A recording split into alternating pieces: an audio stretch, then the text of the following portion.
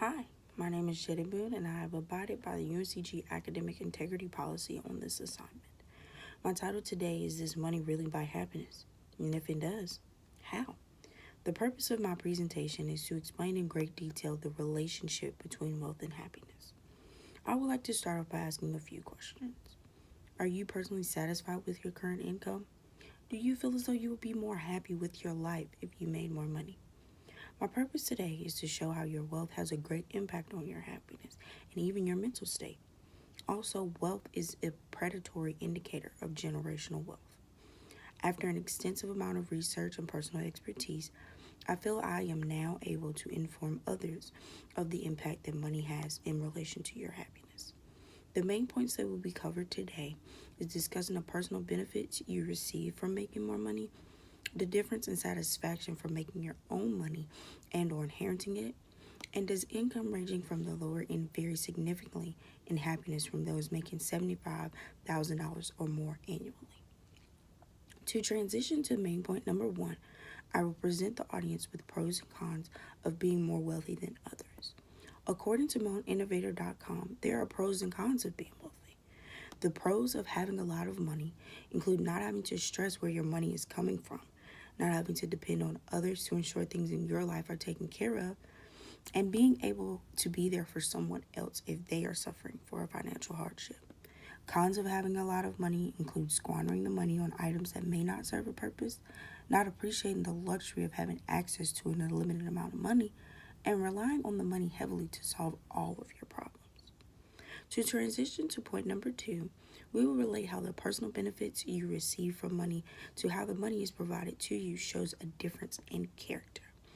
According to nymag.com, research suggests how money makes people act less humane. In the following three examples of people, we will conclude how different the way that money is given to you shows a difference in character. Example number one. This is an example of someone making the bare minimum of about $40,000 a year with a family that depends on them for shelter, food, and daily essentials. This specific person may work a typical 9-to-5 job with full-time benefits, but only enough money to support their family with needs. Example of someone that makes about $75,000 to $100,000 a year with a family that depends on them for the same essentials. The only difference in this person is they have a little bit more leeway with spending money because they don't have to stress about living paycheck to paycheck due to the amount of money they are bringing home. The final example is of someone that has inherited a large lump sum of money or given an allowance to pay for their personal expenses. This person will most likely squander the money and not care because they did not have to work for the money to begin with.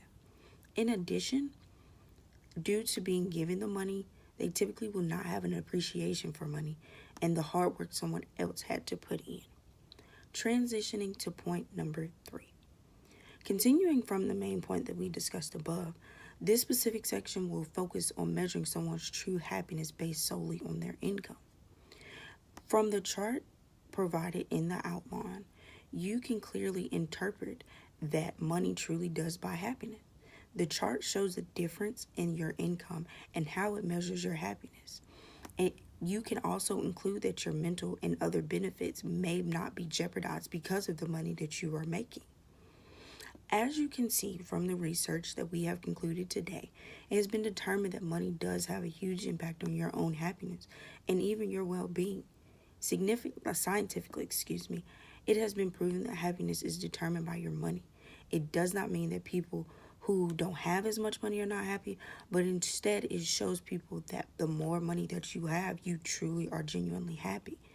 The main points that I have covered today is the personal benefits associated with making more money, the difference in satisfaction from making your own money or inheriting your money, and does income ranging from the $75,000 mark or more, how that has an effect on someone that makes less than them.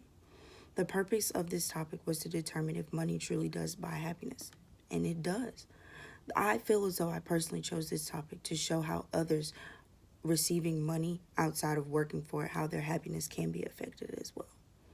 The study was conducted to show about how money and happiness are related to and explain the different situations pertaining to how the money is achieved and relating it to the person's own happiness. I would like to thank you all for your time and allowing me to share this information with you today.